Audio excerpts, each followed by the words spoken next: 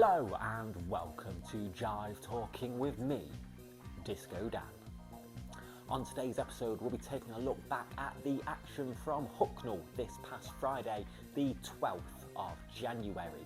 The main event was set as a 20-man rumble match with the winner earning a title shot of their choosing.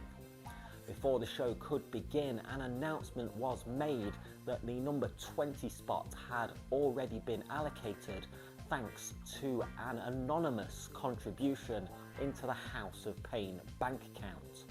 So the first match was to determine who would enter the Rumble at the number 19 spot, and the loser would enter at number 1. This match was between Mr. USA Lance Flashman and the House of Pain Heritage Champion Nate Colt. And it was Nate picking up the win as Flashman was going for a spear. He managed to reverse this into a running knee to pick up the win and earn himself the number 19 position in the Rumble. After the match, Joseph the Fallen Star attacked Nate, sending him into a chair and announcing that he is going after the House of Pain Heritage Championship. It was tag team action next, where the winners of the match would advance to the Rumble, whereas the losers would not be entering the Rumble. The teams were the co-Full Throttle champions Indigo Jones and Oscar Prospero taking on Mr. Rock and Roll Johnny Sterling and making his Hucknall debut, Axel Justice.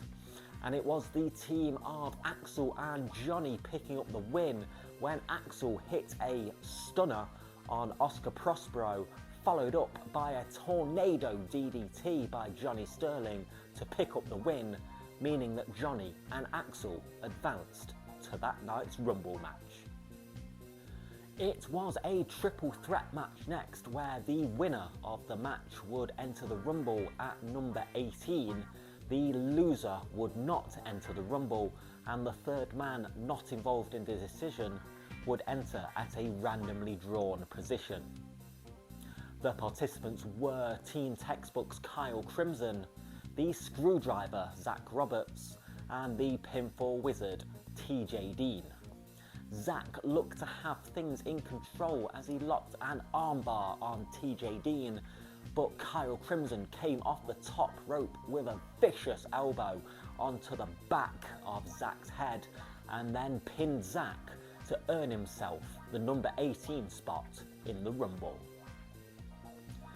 It was a tag team match next, where the winning team would have both members enter the Rumble, whereas the losing team would only be allowed one spot in the Rumble match. The Black Sheep were out first, and the Shepherd Johnny Sharp said it was time for their new recruits to earn their spots. So it was Ryu Genshin and Reina taking on Disco Rave of myself and Rave Boy.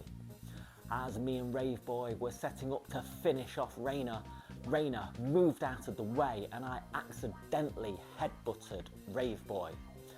Ryu Genshin then kicked me in the back of the head and Reina hit a devastating spear on Rave Boy, meaning that both of the Black Sheep moved on to the Rumble, but only one of me and Rave Boy could enter the Rumble match. In the main event, it was the 20-man over-the-top rope Rumble match, where two men started the match and every minute a new participant would enter the match, and you were eliminated by being thrown over the top rope with both feet hitting the floor. We saw all kinds of action throughout the match, including Davey Thompson's little brother Zach Davey making his Hucknall debut, teaming up with his older brother to control the first portion of the Rumble match.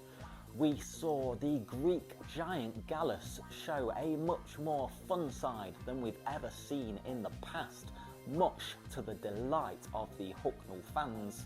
And we even saw myself and Rave Boy play a game of rock, paper, scissors to see which one of us entered the Rumble.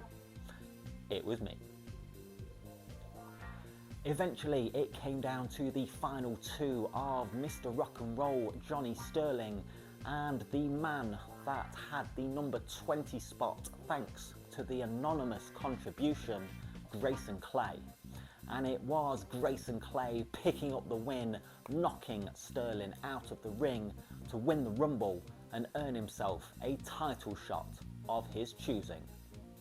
Grayson announced that he wasn't wasting any time and challenged Alton Thorne for the House of Pain Heavyweight Championship right there and then. Alton Thorne said he's never backed down from a fight and entered the ring.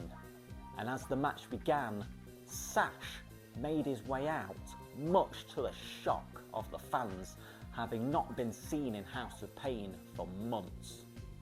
Sash told Alton Thorne he's walked straight into his trap because who do you think made the anonymous contribution?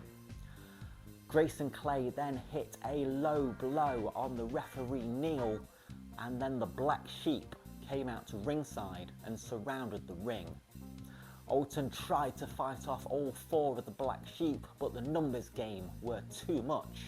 But luckily, Harley Harris, his hellbound partner, was on hand and she helped take out the Black Sheep. Grayson Clay then hit a codebreaker and the groggy referee counted to 2, but Alton Thorne kicked out, not going down without a fight. Grayson, annoyed with this, then hit an elbow drop on Neil, knocking him back out, but then walked straight in to Alton Thorne's spinning sidewalk slam.